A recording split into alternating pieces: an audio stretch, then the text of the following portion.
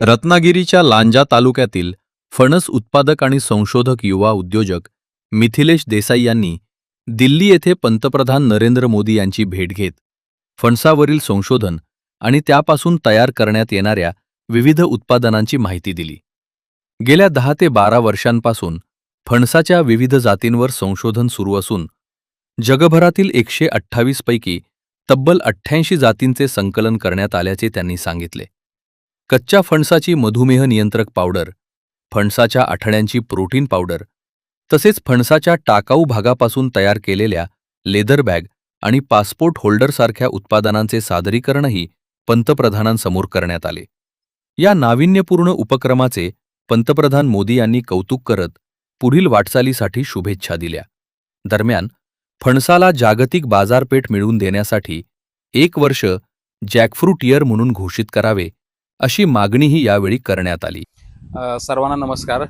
मुळात 2 दिवसापूर्वी जी माझी आदरणीय पंतप्रधान महोदयांसोबत भेट झाली ती माझ्या आयुष्यातला एक सुवर्ण क्षण होता आणि ती जी भेट आहे ती आदरणीय पवार साहेबांनी मला त्यांच्यासोबत घालून दिली आणि पवार साहेबांचं शेतीमधलं विजन त्याच्या मागचं आपल्याला त्यामधून समजतं. पंतप्रधान महोदयांसमोर गेले 10, 12, 13 वर्षापासून आम्ही जे काम करत आहोत फणसामध्ये आणि फणसासारख्या दुर्लक्षित पिकाला कसं लाईमलाईटमध्ये आणण्याचा आम्ही प्रयत्न केला त्याबद्दल आम्ही त्यांच्यासोबत माझ्या मांडण्याची संधी मिळाली. आणि फणस ह्या पिकामध्ये 128 पैकी 88 प्रकारच्या व्हरायटीज आमच्या इथं फार्ममध्ये लागलेल्या आहेत.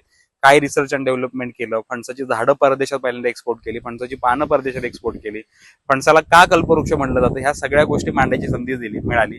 त्यांनी मला खूप प्रश्न विचारले की बाबा म्हणजे कुठून येता तुम्ही, जॅकफ्रूटसाठी काय करावं लागेल, याचं प्रमोशन ब्रँडिंगसाठी. मग तेव्हा मी माझ्यासोबत खूप सारे डॉक्युमेंट्स घेऊन गेलो होतो. त्या फणसाचं एक्सपोर्टचं पोटेन्शियल $2 बिलियन आहे.